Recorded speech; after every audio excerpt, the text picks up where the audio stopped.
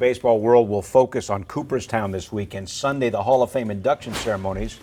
And here are those who will be inducted. Note Edgar Martinez.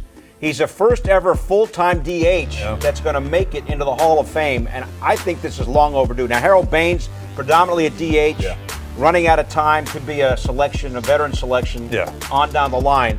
But if you're a DH, I think that's a legitimate role, and it's taken him so long to get in. I'm glad it finally happened. Well, it's a specific and unique skill, right? To be able to go in at the plate and produce, that's huge in so many ways. I mean, how many times have we seen pitchers go in as closers and get nominated? Mo Rivera, obviously, for that situation. So if you have that unique skill and you're that great, why not? That's a great point. We look at pitchers like Mariano Rivera, we think, oh, no question. Of course, he's one of the greatest players ever. He should be in the Hall of Fame. But why not look at a designated hitter the same way? Because they're being brought in to do a certain thing, and if they can do it to the caliber to be inducted into the Hall of Fame, then they deserve to be. Good point. Closer and DH, both specialists, right? That's exactly what it is, but very important pieces. And remember, the DH is still fairly young in comparison to the age of baseball, right? It isn't something that is also universally accepted. I was just going to say that. Yeah, it's not universally accepted. Not every person would agree. In fact, a lot of baseball writers feel like, exactly. And a lot of baseball writers were kind of like, should a DH be in this,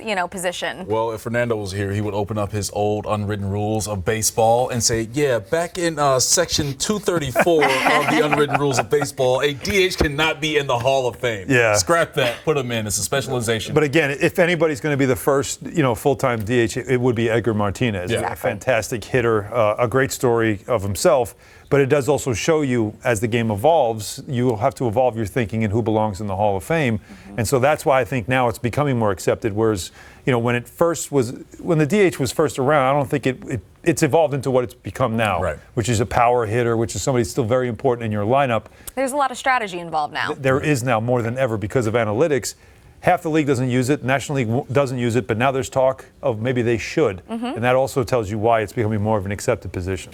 All right, what do we think Mo Rivera is? I mean, we got to pay him off. I mean, what a phenomenal career. When you look at the value to a team from a closer versus a starter, you can make the case that, with his ability to close, he is maybe more valuable than someone who is winning games as a starter, particularly in this day and age, although he is a little bit past all the changes made out of the bullpen and all the pitchers used in a game. But the value... But he started it. Right. The value that he had to the Yankees' dominance cannot be... There's no question. overstated. I mean, you had, the great closers, from the 70s on that sort of set a tone where you had the quote-unquote closer. That became a role. But what Rivera did was what Joe Torre always said was he shortened the game. Like now, you knew he was coming. That's one inning you just take away because he was so unhittable because of that great pitch that he was able to develop. But now more than ever, you're seeing it. I mean, the Royals won a World Series on it recently against the Mets with a bullpen. I mean, the Mets had ace starters, 1 through 4. The Royals had a bullpen. They won because of their bullpen. And that's really what's become now. The starters are starting pitching has become so downplayed now because of analytics and also because of injuries that the bullpens become so important and closings become so critical. And so I think what Rivera did was revolutionize the game and change the game, not just with the pitch, but also with how teams, everybody tried to now copy what he was doing. And just the play aside, just what he brings from a presence standpoint. When you knew he was coming out, like other teams are like, oh, God. Mr. Sandman. And the music plays and he runs to the mound and you get chills, like your guy is out there. And I think that was one thing that as a closer, you have to bring that confidence as well, as well as that ability. And fans knew it as well, though. I mean, especially when you see Mo Rivera coming to the mound, it's like, all right, it's time for the bathroom break. You know what's going to happen. We don't have to sit in the seats. But to your point, Alan, when you have someone to revolutionize a sport or a game, that puts them bar none ahead and above a lot of people. That's outstanding. You live in Chicago. What do you think about Harold Baines and where he fits? It's something that's needed. Harold Baines is a man of few words, but definitely when you look at what he was able to put out for his career, especially in the city of Chicago with the White Sox, it's overdue. He's a legend when it comes to who he is, what he produced for the White Sox on the field, and he can do no wrong on the south side of Chicago. Where the White Sox play, so he needs to be there. Not in there right now. I don't know if Martinez getting in is going to help Baines down the line.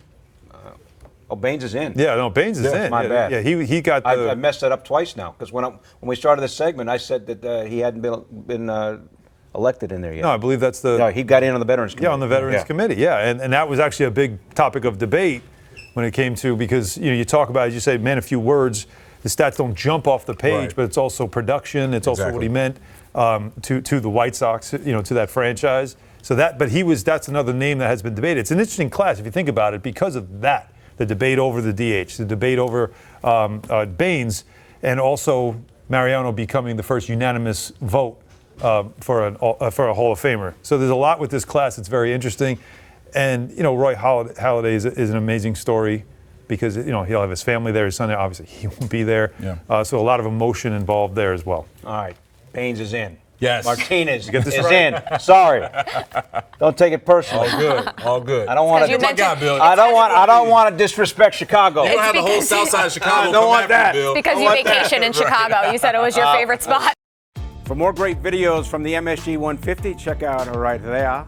And remember, our show is on Monday through Thursday, 8 to 10:30 p.m. on MSG Network and MSG Go.